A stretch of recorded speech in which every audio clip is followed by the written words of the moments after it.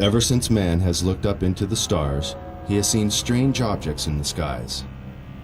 But the search for proof of extraterrestrial intelligence has produced disappointing results. The best so-called evidence has only been a few photographs and film clips. But now, all that's about to change. Since 1985, more than 15 million Americans have reportedly witnessed unidentified flying objects. But despite the seemingly overwhelming evidence, mainstream science has chosen to ignore the subject. But now, for the first time in history, one of the greatest mysteries of this century is unraveling. A former government scientist has come forward to discuss the military's classified work on extraterrestrial spacecraft.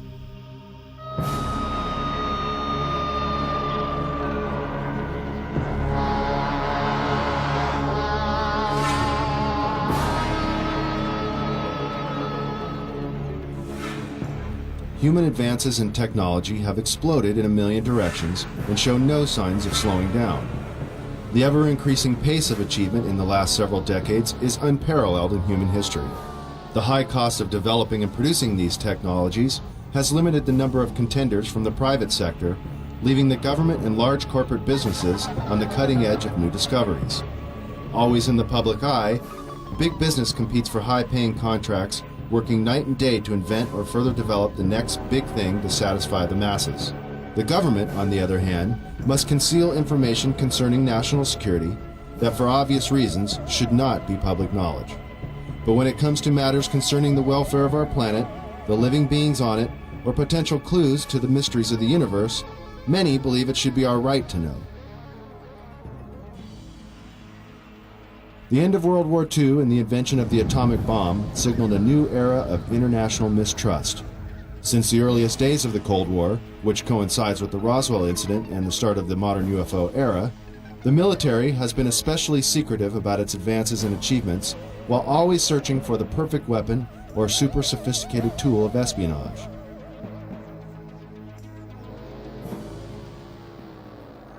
High-tech surveillance equipment around the world, and even in space, has allowed global intelligence to see and be aware of many things that the common civilian cannot even begin to imagine. The military recruits many talented civilians when special expertise is required, and propulsion systems expert Bob Lazar claims he was one of them. In this exclusive interview, he gives his detailed account of his employment with the Department of Naval Intelligence at the top-secret facility known as S4, where, according to Bob, he was hired to work on recovered alien spacecraft. S4 is located 125 miles north of Las Vegas and 15 miles south of Groom Lake. This now not-so-secret military base at Groom Lake, Nevada, is known as Area 51, or Dreamland, as insiders like to call it. Born in 1959 in Coral Gables, Florida, Bob has lived much of his life in Las Vegas, Nevada. With degrees in physics and electronics from MIT and Caltech, he has dabbled in everything from chemistry to fireworks in an effort to understand the finer points of propulsion. He has even assembled a jet car with a 22,000 horsepower engine salvaged from a Navy F-3D Skyknight that is capable of land speeds of over 350 miles per hour. Fate took a serious turn for Bob in 1982. Arriving early for a lecture at Los Alamos National Laboratory in New Mexico given by Dr. Edward Teller, one of the inventors of the atomic bomb, Bob was able to meet and talk to the famous physicist. Coincidentally, Dr. Teller was reading the local paper, The Monitor, with a featured front-page article on Bob, and the two struck up a conversation. Later, Bob sent Dr. Teller his resume for consideration, and soon after, Bob was hired by the Los Alamos National Laboratory. This Los Alamos-based directory lists Bob as an employee. By 1989, Bob was brought into the top-secret program at S4 known as Project Galileo. In the following interview, Bob reveals many details of this amazing experience.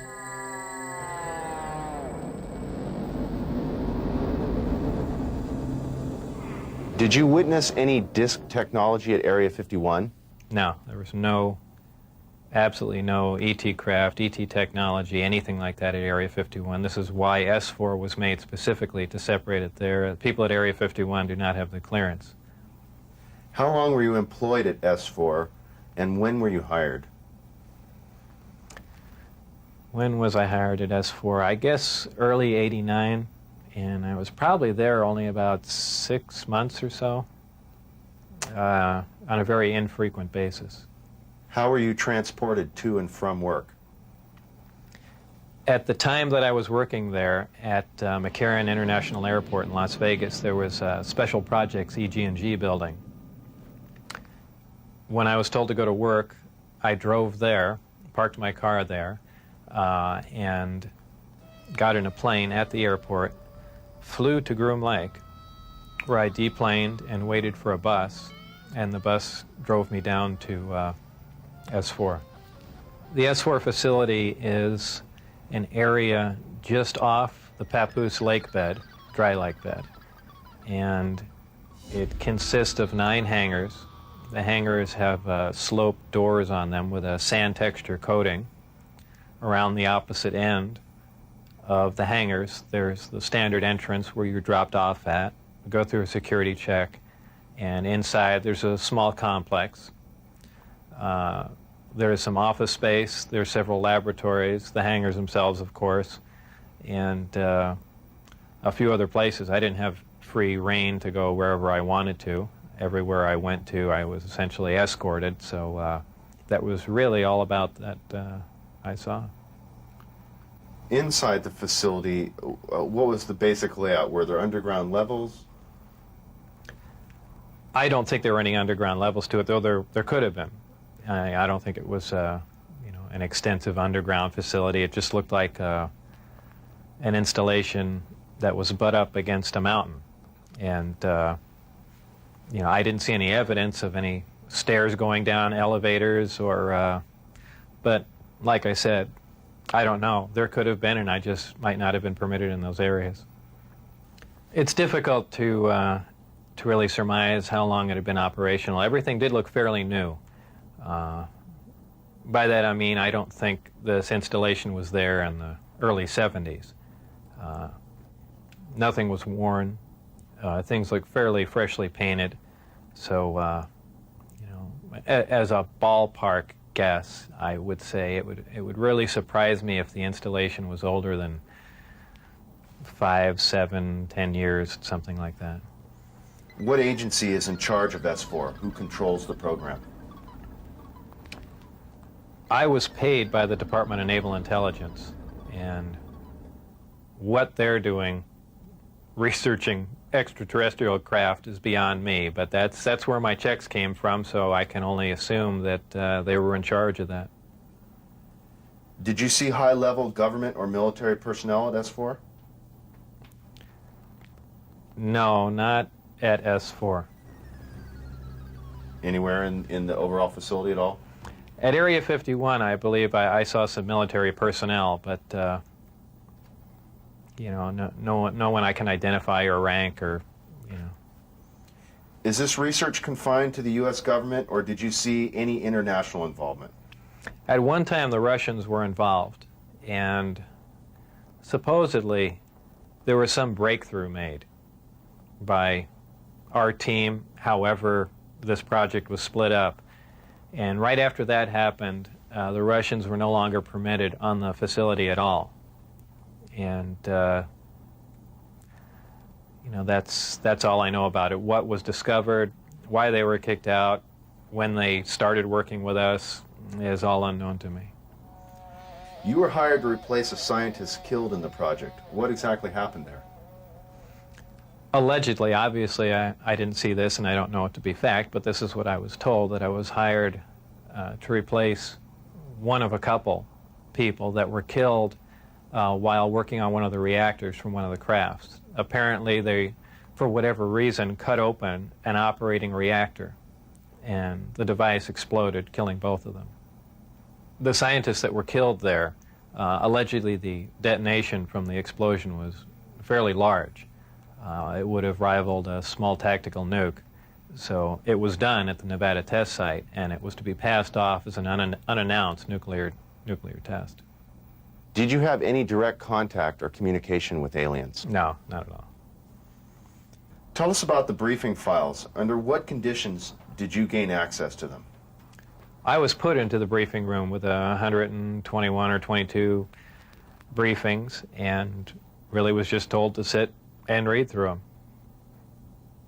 I think they were there just to mainly educate me on what was going on. They weren't a complete in-depth explanation on everything else, but just essentially a brief synopsis on some of the other projects that were going on there. Supposedly, the information, now this isn't something that I determined, it's something I was told, that the crafts originated from a planet that orbited the Zeta Reticuli star system. Zeta Reticuli 1 and Zeta Reticuli 2 are two stars of a binary star system. The craft allegedly came from there. One or two autopsy photographs I saw dealt with just a small photograph, a bust shot essentially, just head, shoulders, and chest of an alien where the chest was cut open in a T fashion and one single organ was removed. The organ itself in the other picture was cut and vivisectioned essentially, showing the different chambers in there. This was totally unrelated to anything I was doing, but from that photograph it looked like what you see in UFO lore as the typical gray. So how tall it was from what I could see, I couldn't tell because I only saw a portion of the photograph, but if everything else you see is correct, I would imagine it was 3.5 or 4 feet tall. But there again, all I had to see was a photograph, and I didn't have much to go on. You mentioned these beings have historically interacted with man. How? What was involved there? Allegedly, this interaction has occurred since, man was a simian creature, and, there were genetic alterations made.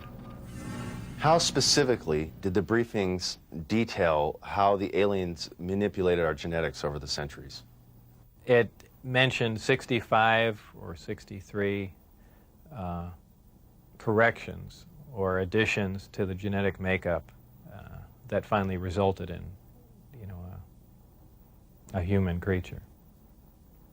In an earlier interview, you had mentioned you saw what you thought may be an alien. Was it an alien? What did you see? What I had said and all that occurred was I was walking by a door that had a small 9x9 window in it, little wires running through it, and glanced in there, and there were two either technicians, scientists, or whoever they were, looking down at something. And what that something was caught my eye, and I never really did see what it was. A lot of people have asserted, well, there was an alien, and there are aliens working around there, and so on and so forth. I mean, I don't think that was the case. But who knows? I was, you're seeing all these fantastic things, and your mind gets going, and, you catch something out of the corner of your eye. Who knows what your mind's going to come up with? So I certainly wouldn't stand on that as fact by any means. What was the